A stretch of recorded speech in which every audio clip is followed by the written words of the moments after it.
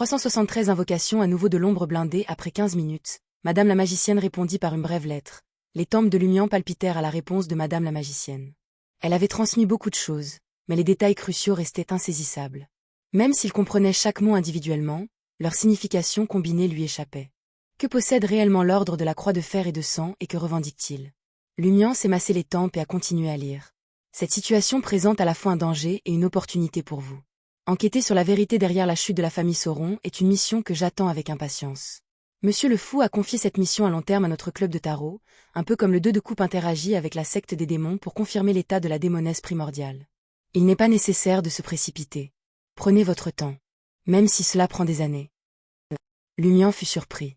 Il s'était attendu à ce que l'arcane majeur de Franca, Madame le Jugement, accepte son contact avec la secte des démons. Mais de quel genre de mission terrifiante s'agissait-il de vérifier l'état de la démone primordiale? C'était une vraie divinité. D'après les connaissances récentes de Lumian provenant de diverses sources, non seulement l'observation directe des divinités était impossible, mais tenter de comprendre leur situation spécifique était extrêmement périlleux. Quant aux dieux maléfiques comme celui connu sous le nom d'inévitabilité, la simple conscience de leur existence équivalait à la corruption. Une mission à long terme, une tâche qui ne pourra être accomplie qu'une fois que Franca aura atteint le statut de demi-dieu. Lumian lut pensivement la dernière phrase de la réponse de Madame Magicienne. Concentrez-vous sur cette question. Si vous avez besoin d'aide ou si vous vous trouvez dans une impasse, contactez-moi à l'avance. Quant à l'ordre Aurore, évitez de participer à d'autres missions. Concentrez-vous sur l'ordre de la croix de fer et de sang. Je pense que Monsieur K comprendra. Madame la magicienne m'avait auparavant chargé d'infiltrer l'ordre d'Aurora et de gagner lentement la confiance de Monsieur K, dans le but ultime de devenir un oracle. Cependant, il ressort de son ton que les priorités ont changé. Maintenant, elle insiste sur la priorité accordée à l'ordre de la croix de fer et de sang. Lumian aperçut cela comme un signal significatif dans sa réponse. Des flammes pourpres éclatèrent alors que Lumian brûlait la lettre dans sa main. Il jeta une sacoche sur son épaule et y plaça les gants de boxe Flog. Puis il se dirigea vers la rue des Blouses Blanches. Il a trouvé un café au hasard et y a pris son petit déjeuner. Ce n'est que vers 9 heures que Lumian a frappé à la porte de l'appartement 601. Franca n'a exprimé aucune contrariété d'être réveillée cette fois. Elle ne semblait pas endormie, affichant plutôt une expression troublée. En voyant Lumian, elle tira sur ses cheveux couleur lin, qui étaient dénoués, et dit « Devine quoi? J'ai accepté une mission suicide. » Confirmer l'état de la démone primordiale. Lumian rit. Sentant que Franca l'avait fait de bon gré, il ne s'inquiétait plus pour elle. Voulez-vous entendre la vérité ou un mensonge? Pour le mensonge, je l'ai deviné. La vérité est que je viens de signaler la situation récente à mon titulaire de carte arcane majeure, et elle a mentionné votre choix. Lumian se dirigea vers le divan et s'assit avec désinvolture. Où est Jenna? Depuis qu'elle a reçu la compensation de son père, elle aime les instigations. Hier, elle a débauché une actrice de soutien dont le contrat était expiré et l'a convaincue de s'installer dans un théâtre du quartier de la cathédrale commémorative. Même si cela a considérablement augmenté ses revenus, j'aurais pu égaler l'offre si j'avais été informé. Le théâtre de l'ancienne cage à pigeons a été assez rentable ces derniers temps. Franca n'avait pas de rancune contre Jenna parce que Jenna avait demandé son avis au préalable et obtenu son approbation.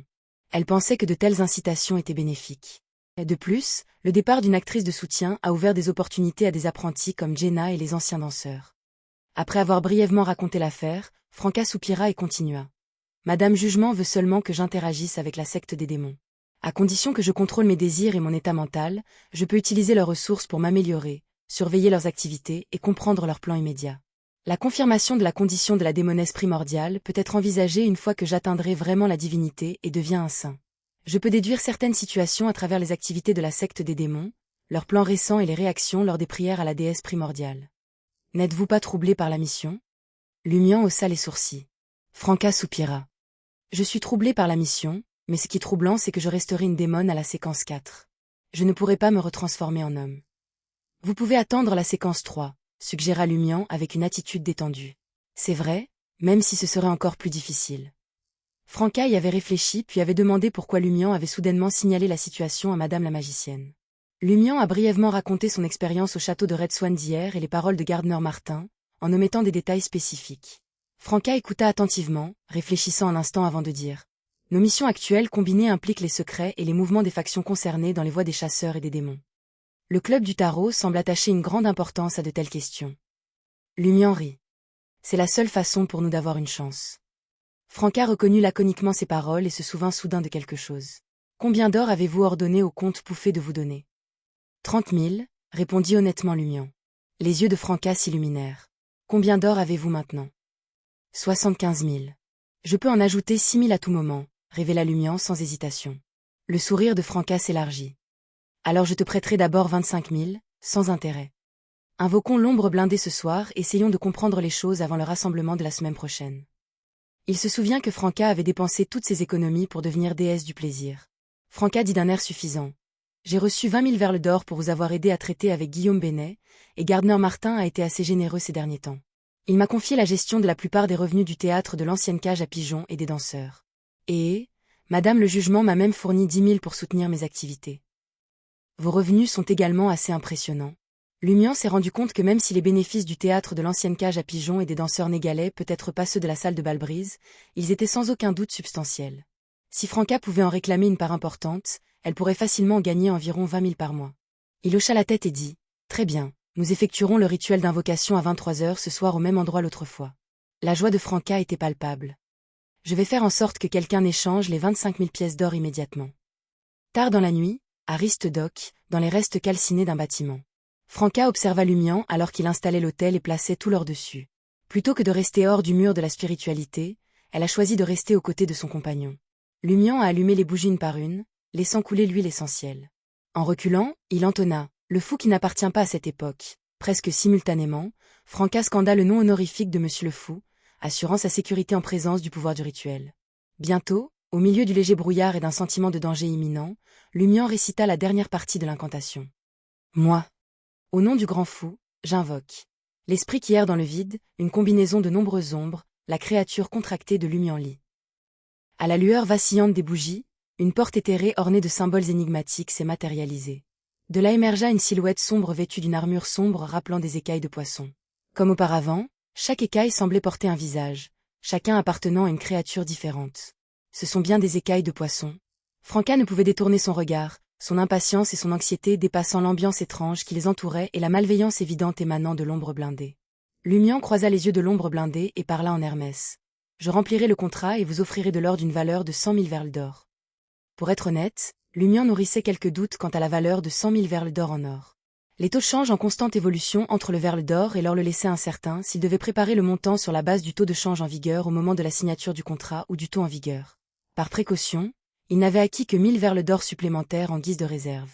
Alors que Lumian terminait ces mots, les lingots d'or, les bijoux et divers objets sur l'autel se désintégrèrent soudainement, se transformant en particules dorées qui volèrent vers la mystérieuse porte illusoire.